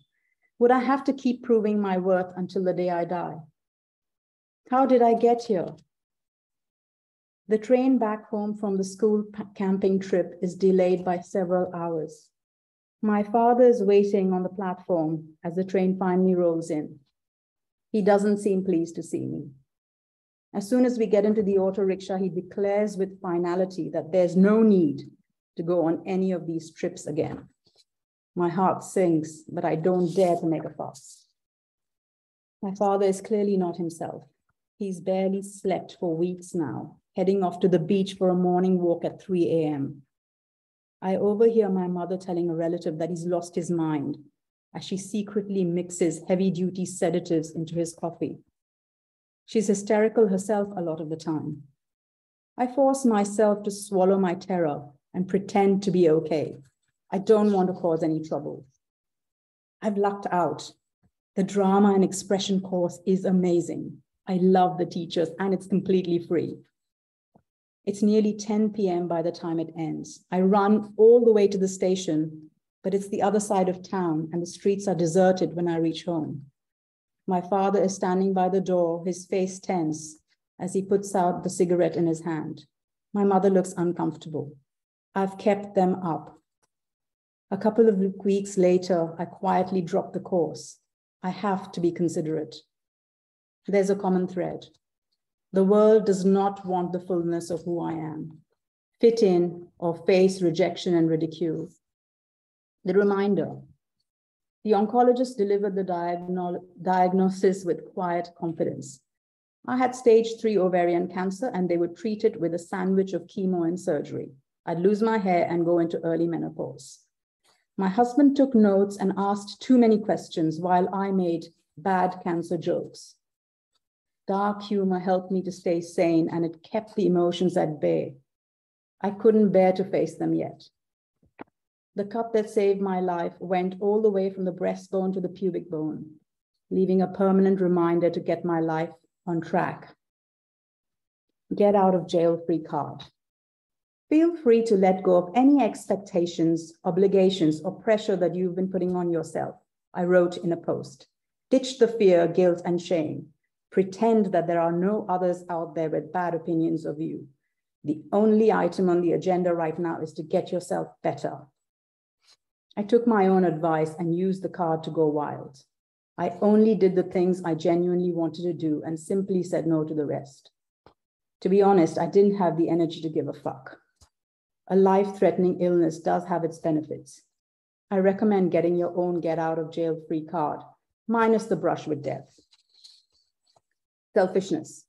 With the care I received from others and the decision to free myself from internal pressure, I started experiencing a profound healing in my system and a new lightness in my being. I had a bone-deep knowing that my illness was connected to repressed emotions and shut down desires. Every one of the tumors that riddled my belly was a frozen, abandoned, and rejected piece of me that was longing to be free. All I ever had to do was take the next step. What I did next was completely crazy at the time. It turned out to be a game changer. I splashed out more money on a coach than I had ever spent on anything else. Being in the orbit of someone who was a few steps ahead of where I was, even if she lived in Hawaii and we had never met in person, took me to the next level. I looked forward to our calls immensely. She encouraged me to play and to take exquisite care of myself, so I would hear the whispers of my soul. I put the music on loud and danced like no one was watching. I bathed in the fresh energy of the forest. I wrote poetry and stuck things together to make art. I pounded on my pillow, practiced meditation, breathwork, and took singing lessons for my emerging voice. I learned to be with all my feelings, letting the grief arise from the depths. Slowly, bit by bit, I reclaimed myself from culture. It wasn't a quick fix, but an exquisite labor of love. A soul-shaped life is ecstatic. I'd much rather be the mother with the courage to face the unknown and live her own life than be the parent who prefers to play safe and pass the burden of their unlived life onto their children. The antidote to a life of resentment and regret is a world where we have taken the risk to come alive. That's the world I want for all of us. Don't hold back from living the wild adventure that is your real life. Regardless of how it goes, it will be a rich ride, and you can't fail to evolve into the person you were always meant to be. I'm an inner alignment guide and evolutionary midwife. I help you get from daydreaming to making joyful progress with your vision. We will clarify your intention and design energizing action steps to take you to the next level. No pressure or drudgery. Your inner dragons are probably having a proper meltdown now. Mine do that too. Our fears of failure, getting it wrong, and how others will react are all the same. Ultimately, the only real mistake we can make is never being willing to make one. Watch my TED talk on this. That's why we have mentors and coaches. That's where I come in. None of us are meant to do this alone. calling all transformation workers. It's safe to come out of the closet. You want to make progress with your destiny project. I know your struggle.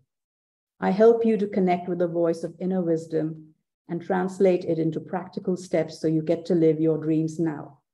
Don't come to me if you want things to remain the same. They won't. On the other hand, if you want forward momentum, let's get on a call. So good. Ah, well done, Monica. Yes, yes, yes. All right. I don't think Mariam is here unless I'm being blind. Nope. Okay, in which case, Carol, you are up.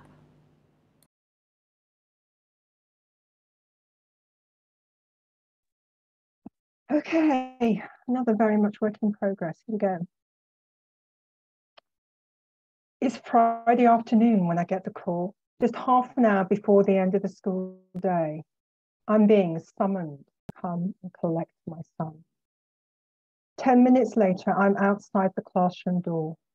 As I hesitantly open the door, I immediately see him, sitting at a table, all alone. His classmates on the other side of the room, quietly talking amongst themselves. His arms are folded, his head bowed down, his brow furrowed. His whole body is stiff. He glances up and sees me. A light comes back into his eyes. A flash of hope crosses his face. What's going on? I tentatively ask his teacher. He refuses to do his work, he tersely replies, and he refuses to go and see the headmistress about it. I turn towards my son and beckon him to follow me out. He shoots out of his chair and rushes towards me, the tears streaming down his face before I get a chance to close the door behind him.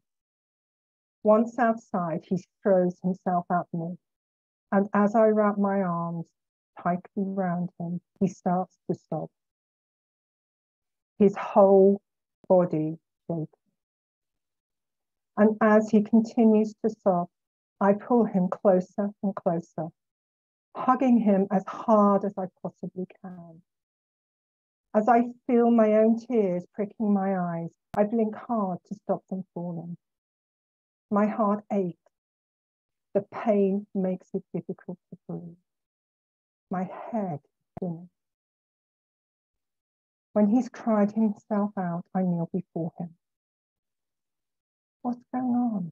I gently ask him. I didn't want to do the work. It's boring, he says, sticking his chin out with a sniff. Do you understand what you had to do? I probe ever so much gently. No, he mumbles as he drops his head and the tears begin to flow once more. With more questions, I get to hear what happened. And as I do, I feel a stirring within, deep, deep, deep inside. Something has been awakened. I can feel a heat rising. A voice within me wants to roar. How dare she? How dare she turn my happy, smiley boy into a sobbing wreck? She's a teacher. She's meant to know how to help him, not to destroy him. You see, she knew that my son has learning difficulties, that his mind works in a different way to other people, that he has a different way of seeing the world. It wasn't wrong. It wasn't bad. It was just different. Back on that day, as I stood up, I vowed with every fibre of my being to do all in my power to support my son's way of being. I encouraged that difference, to focus on what he could do, not what he couldn't, to support him in doing things in a way that was right for him. A way that now, as an adult, has him working in IT, a job he enjoys and makes good use of his gifts. The in-between years have not always been easy, but through them all, my son has remained true to himself. He's been my greatest teacher. You see, he was never the problem. His way was never the problem. The problem was what others expected of him, for him to follow the norm, the social conditionings, the rules that support our one-size-fits-all society. But he said, stuff that, and lives his own life. Oh, how I envy him. As a child, my gifts were never celebrated. My siblings and I were all treated the same. This was my dad's definition of fairness.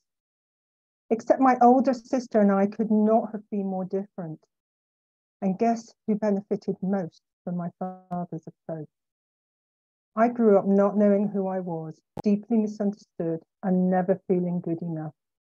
I did my best to be more like my sister, more like the corporate accountant she became. But all I did was end up in burnout. Again, and yet again. I hopped from one career to another, one moment following my head, the next my heart. I felt like a starfish, where one arm would always be squashed or damaged. It's a good job that starfish are able to regenerate their arms. I spent years taking one personality tester after another, trying to find a box to fit in, a box that would tell me what work I should do. But that box doesn't exist. Instead, I found the value of my difference. What would the world be like if we could all live in this way, a way true to ourselves? And that's why I dream of a world where we value each other's differences, where our uniqueness is something to celebrate. A world without judgment, without shame or blame. We can dislike someone, we can disagree with someone, but we don't have to dishonor someone. At the same time, we're only dishonoring ourselves. Instead, we can look within to see our own gifts, our own magic, and focus on building these, not tearing down others. A world where we all live in with each other, all live in harmony with each other, where we agree to differ and respect our differences, knowing that within each difference, a gift is waiting inside. And this is why I love using human design as a tool. It provides us with a map for finding these gifts, for finding our own unique way of being. My son's human design shows that he is here to provoke. Well, who knew? He's here to press buttons. And boy, can I testify, he's good at that.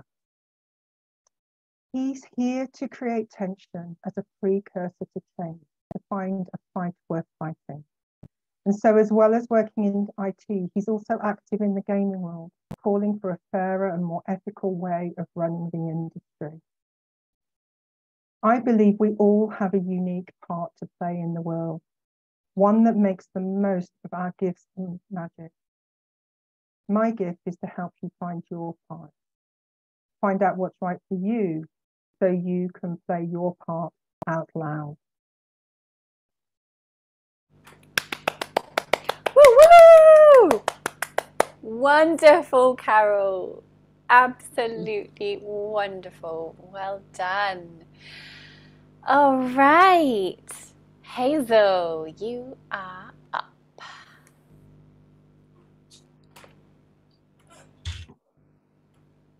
I stood back and proudly looked at all the stickmen my 4-year-old little hand had just drawn on the bedroom wall with my best blue felt tip pen to keep Grandad company so he wouldn't be sad and lonely without Grandma. This was going brilliantly. Yes, I'd worked bloody hard this year. I'd smashed all my targets. My brand was holding its strong #1 market position, and it was the most profitable brand in the portfolio. And we'd launched in Ireland and attained #1 in just 6 months. I felt the warm swell of pride in my chest as I sat opposite my manager, soaking up all the positive feedback. But you really need to be more aggressive if you want to get to the next level, he said. You care too much about other people. You need to be more selfish, more competitive.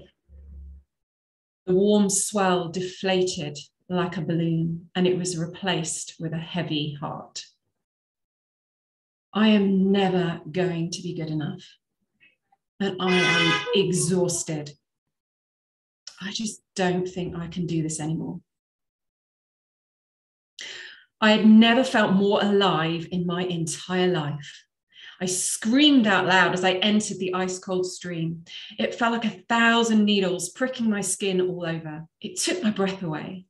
An excited orchestra of rushing water, tweeting birds, and shrill screams from the other women filled my ears. Beautiful bright green moss covered the edges of the stream like a soft blanket enveloping us. I breathed in the earthy, cool scent deep into my lungs. Yes, I was naked in a stream in the middle of Dartmoor with 6 other women who I barely knew. This was not the quiet, sensible, responsible Hazel that I and everyone else was familiar with. But I knew this part of me. I'd forgotten this part of me, this wild and free part of me. This powerful and yet gentle feminine part of me.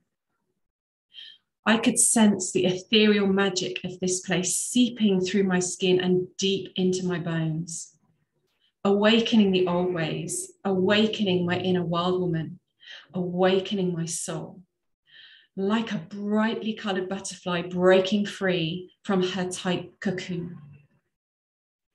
You see, I dream of a world where gentleness and compassion are seen as equally powerful to competition and achievement.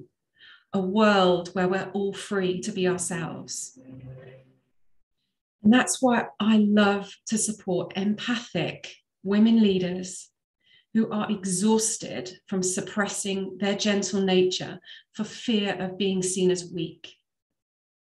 To get their energy back and find the courage to be the compassionate leaders that they know deep down the world needs them to be.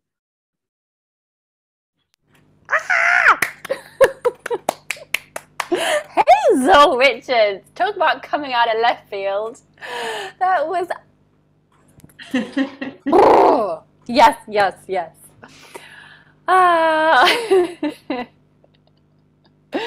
Hope you're feeling very proud of yourself. What a journey.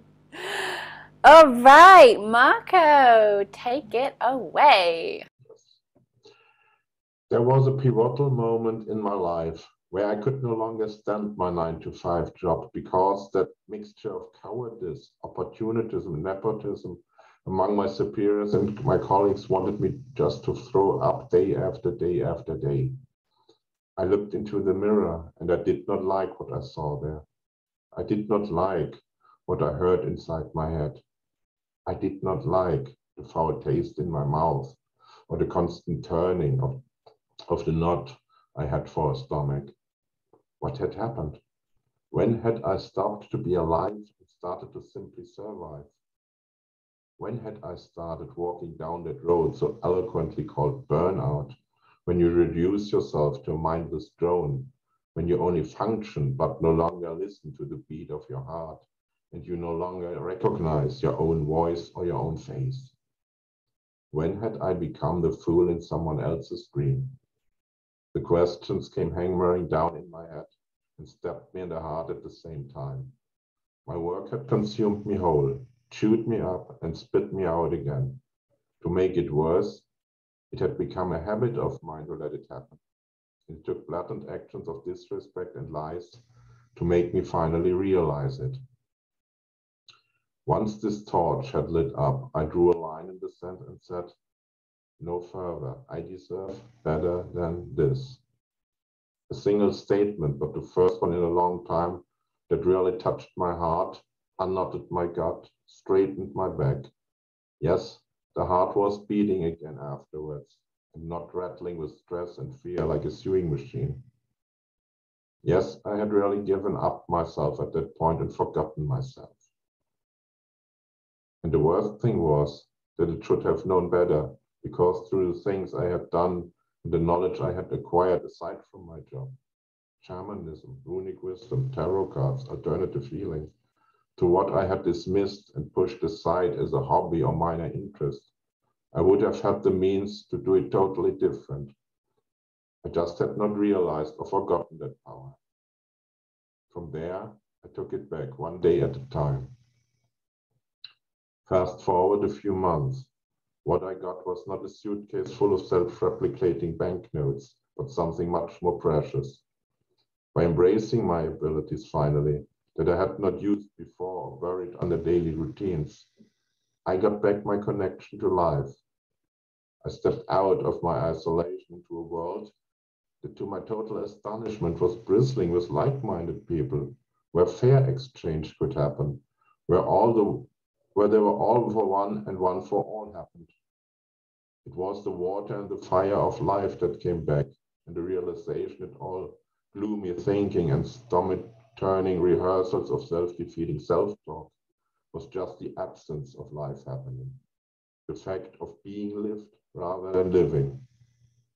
That water and fire of life came back slowly, one drop falling after the other, and one spark adding to the other. As the chalice filled and the flame grew, I realized that there was really a desperate need to get these blessings out into the world. I felt so much lighter and brighter every time I could talk to someone who understood, sometimes giving wisdom, sometimes receiving it, and always on a fair base that required no words. I wanted to be part of this story of getting the word out that you can steal the fire of the gods. So if you feel like you're a hamster in a wheel, no matter how much you run and run and run, you never get anywhere except where you want. I want to be part of getting the story out that it is possible for you. The millstones in your head still turn, trying to figure out what you want and what you want to be and why you are here for. I want to be part of this, getting the story out that it is possible for you. If you exist but cannot feel your heart beating with excitement anymore, I want to be part of getting out the story that it is possible for you. My vision of the world is a world where people pick each other up with compassion instead of dragging each other down with egoism. However, most of all, it is a vision of a world where I am no longer needed.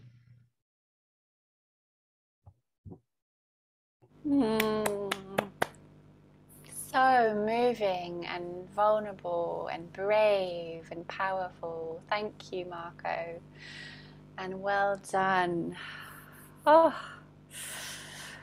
okay. Nina.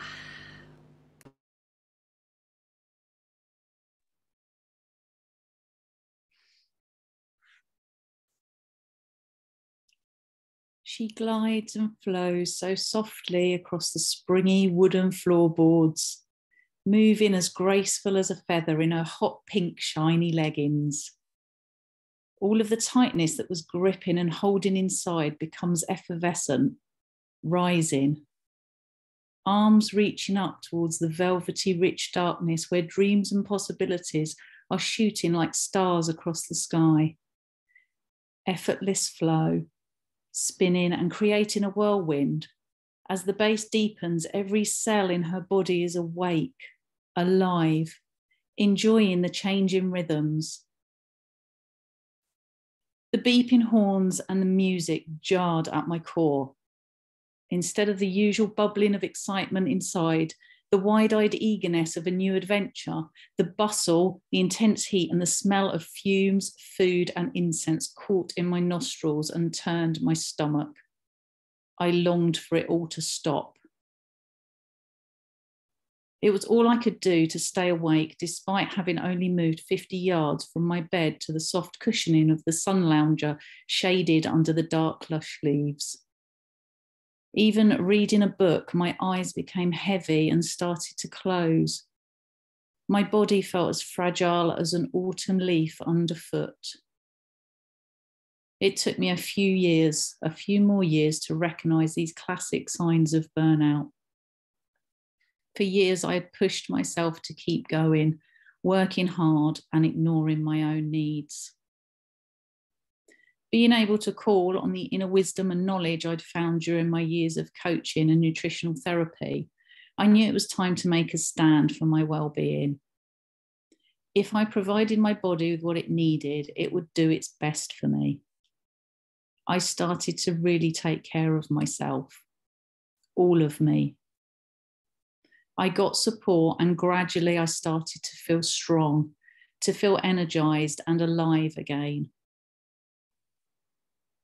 Here I am, flawed, grey clouds in my head, unable to take hold of the thread to know what's next, forgetting why I entered a room or who that is standing in front of me.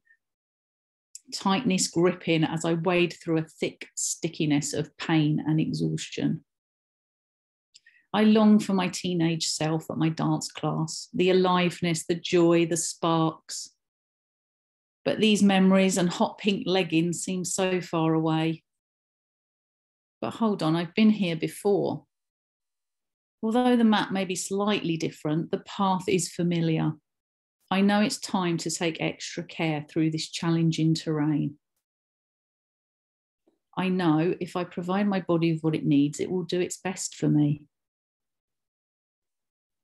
I believe it's time to change the story of menopause. And that's why I work with women as they navigate this transition, to support them with what they need at this time, so they can rediscover themselves and what they love. Because when you rediscover yourself and what you love, when you take care of yourself, what becomes possible is vitality, wisdom, and power. Are you ready for the possibilities? For a new adventure in this next chapter of your life?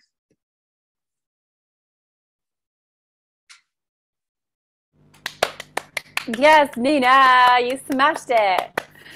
So good. Well done. Okay, Beth. I dream of a world where everyone has the power to access their wild vitality, where we are able to identify disease in our own body before it takes hold, where we all have the skills to heal ourselves. You know, in the beginning, I didn't even know if it would work. All I knew was that it was a last resort. At the end of my tether and seeing no way out of the terrible, repeating, itching, misery-making symptoms I'd been suffering for a decade, I felt I had no other choice but to turn inwards and face myself. The fire beside me crackled in the hearth. This was my friend, at the time relying on it for all my cooking and heating needs.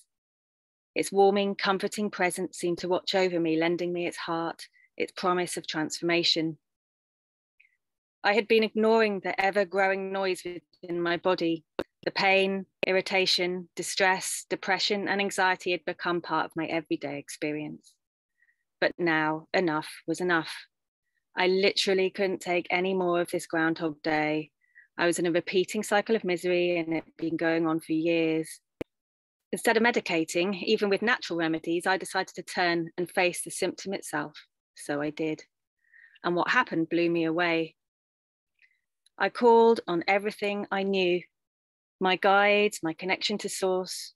For once, I decided to fully trust in something larger than me, something more powerful than me. I called in love. I surrendered, took a deep breath and turned and faced my nightmare. My body felt tense, my fists clenched, jaw tight in some way, yet the state of being I'd surrendered to also offered me sanctuary, and I had no option but to continue to soften. The itching had a noise, red, fierce, the pain of ages seared through my body as I held my gaze steady as witness to its rantings.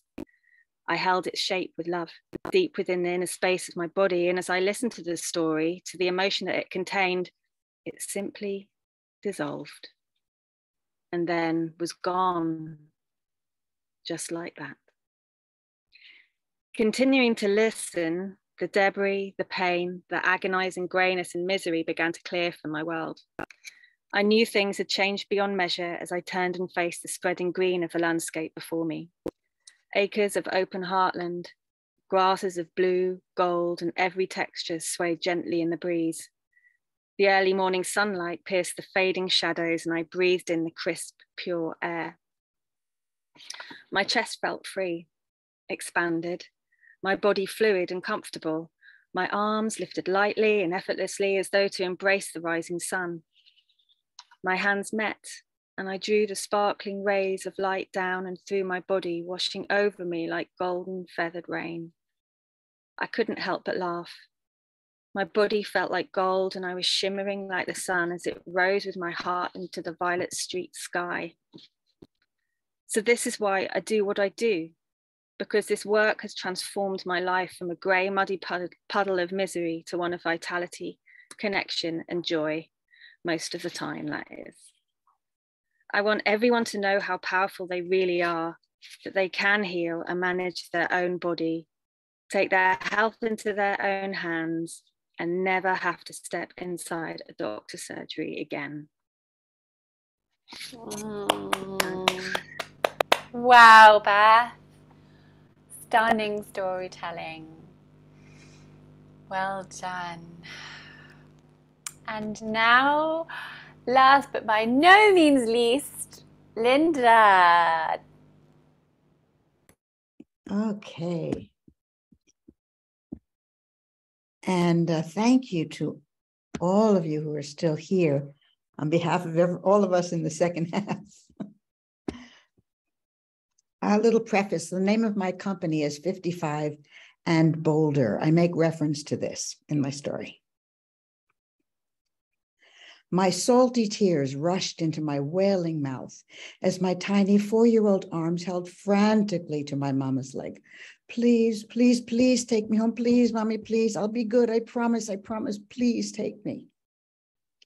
Mommy reached into her red leather purse, taking out a little something that smelled sweet.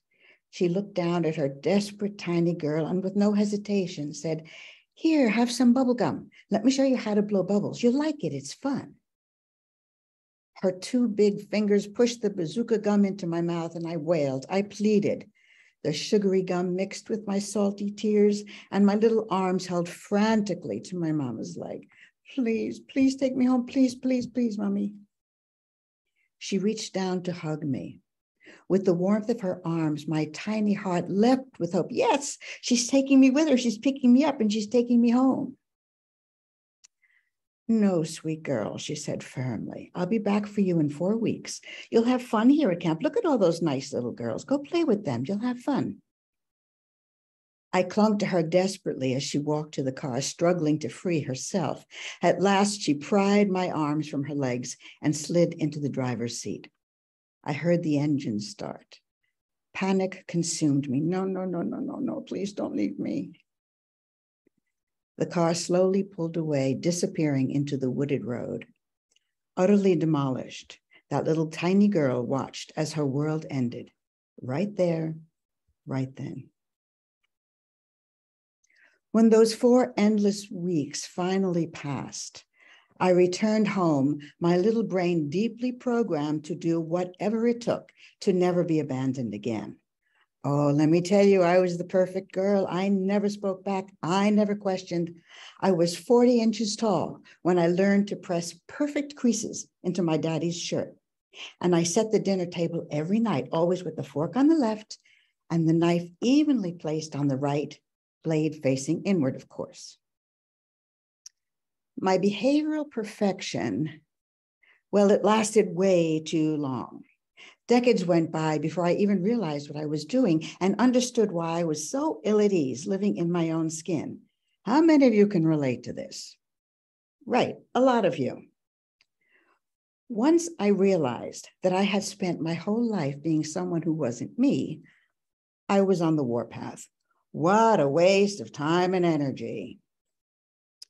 Now, well, I vowed to either live my life as my true, honest to goodness self, or I will darn well die trying.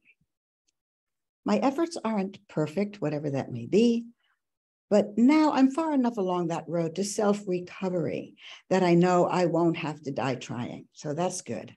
I'm getting there. I'm now past 55 and I am bolder and bolder with each passing day.